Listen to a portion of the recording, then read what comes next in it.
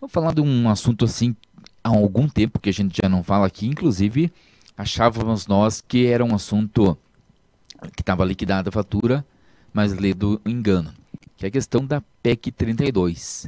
PEC 32 é a chamada reforma administrativa do governo federal, mas que atinge diretamente aqui nós, servidores municipais, também os servidores estaduais. O doutor Anderson já vai falar rapidamente o que é a PEC 32. Só antes, né, às vezes os servidores podem pensar, mas nós não temos um governo de esquerda, né, lá no, em Brasília, como que vai passar um projeto que prejudique o servidor público, que é uma bandeira também da esquerda. O problema é que nós estamos, não só agora, mas sempre foi, né? Mas estamos numa fase de negociação lá em Brasília e a questão da reforma tributária, então às vezes tem essa política do toma lá da cá. Vocês aprovam esse projeto e esse aqui a gente também, se não vai ser favorável, mas também não vai ser contrário. Então existe esse risco de barganha lá em Brasília e acaba passando aí essa PEC 32 que seria muito nocivo não somente a nós servidores públicos, aos futuros servidores, mas também ao serviço público. Então, doutor Anderson, o que é a PEC 32 e quais os prejuízos, os riscos que trazem para nós servidores? Então, boa noite a todos os servidores que estão nos acompanhando. A PEC 32, que nada mais é que uma proposta à emenda à Constituição, uma proposta à emenda constitucional, ela vem para realmente desmontar o serviço público de uma forma ampla. A ideia da PEC, do jeito que está hoje a tramitação, é claro que pode ser que tenha ainda alterações, obviamente, né? Estamos falando de uma proposta de alteração na Constituição. Então não é algo tão simples de ser feito, mas fato é que ela pode ter algumas alterações. Mas do jeito que ela está hoje, ela praticamente desmonta e traz, até nos estudos que nós estamos fazendo e participamos até de reuniões, seminários em relação a isso, ela de fato traz um desmonte no sentido de que passa a ser quase como um clientelismo. Até estão usando esse termo, o serviço público, onde vai andar de uma forma totalmente diferente. Então ela traz, mudam os princípios administrativos, não, em tese não seriam os mesmos que temos hoje. Ela traz a questão da instabilidade, ou melhor, a falta de estabilidade para o servidor público de um modo geral, inclusive, pasmem quem está nos assistindo, até para os atuais servidores. Então ela vai entrar com a ideia dessa PEC, ela ter até efeito retroativo, no sentido que ela aplica para todo mundo. Então são vários pontos, né, Roberto, que ela traz, e o que mais nos chamou a atenção é a situação da questão do fim da estabilidade, que é um ponto bem preocupante, e outro é que o concurso público praticamente será uma exceção. Pela ideia do que vem a PEC, quase não terá mais concurso público, e o concurso público será para somente as carreiras típicas de Estado. Ou seja, as carreiras que não se equiparam no privado e são carreiras que somente o Estado pode fazer. E somente estes terão estabilidade. Então, ela vai cada vez mais a fundo. Então, assim, carreiras que não são típicas do Estado. Exemplo, nós estávamos falando agora há pouco aqui, o Leal estava aqui, o professor Leal com o Place, falando dos professores. Não é uma carreira típica do Estado. Então, os professores, em tese, não precisarão mais passar por concurso público, e sim um teste seletivo. Vai criar umas outras modalidades de contratação.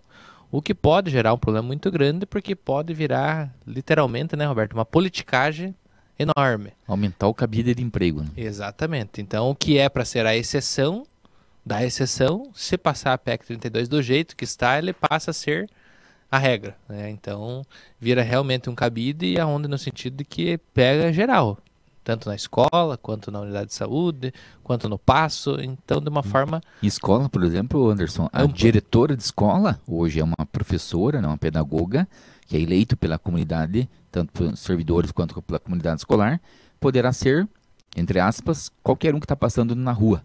Alguém que trabalhou na campanha eleitoral, que distribuiu santinho, que fez campanha, pode ser indicado como diretor de escola ou coordenador de uma unidade de saúde. Corremos este risco, né? Se hoje nós temos mais de 300 cargos comissionados, que é um número bastante alto, um gasto bastante elevado com cargos que são de indicação política, claro que tem alguns que são técnicos, né?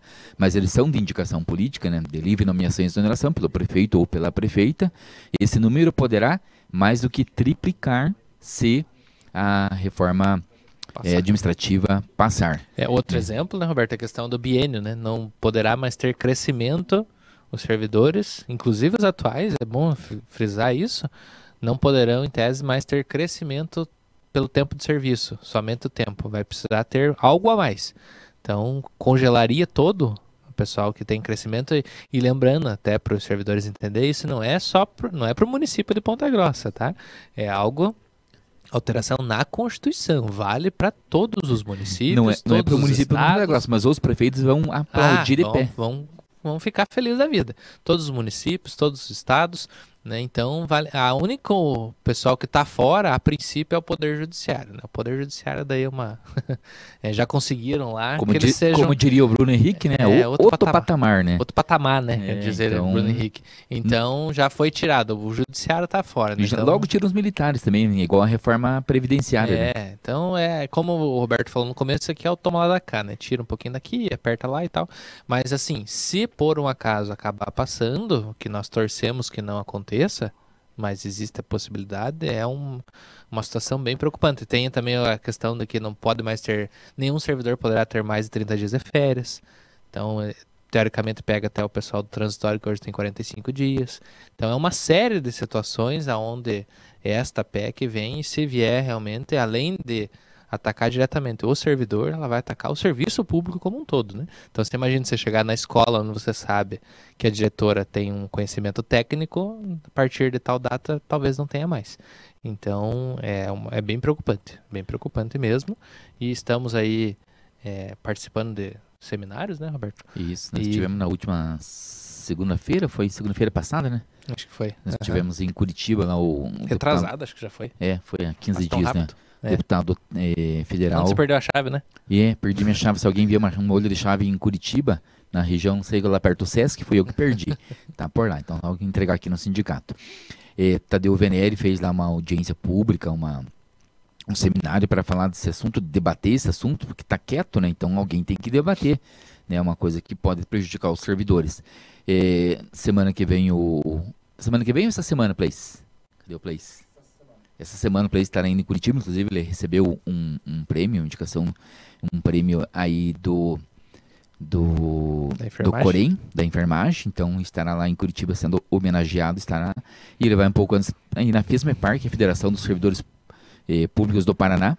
A gente vai tentar organizar aqui em Ponta Grossa um debate, né, envolvendo a federação e os municípios aqui, os sindicatos de servidores aqui da região, né?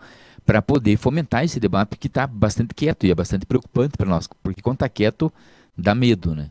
Dá medo. Então, e nós falamos no início que às vezes tem essa questão da barganha lá nas votações e nós esperamos que isso não ocorra, né? Que a gente tenha aí os deputados da região aqui do estado que realmente nos representem. E é esse o trabalho que a gente vai fazer. Então, a gente vai fazer um trabalho de esclarecimento com os dirigentes sindicais, presidentes dos sindicatos e também, consequentemente, para os servidores para ficarem atentos a esse projeto que pode, como a doutora Anderson falou lá, praticamente acabar com o serviço público. Vai ficar uma meia dúzia de servidores concursados. O restante é tudo contratado e se não passar na experiência ou se não fizer as vontades do gestor do plantão, é pé na bunda.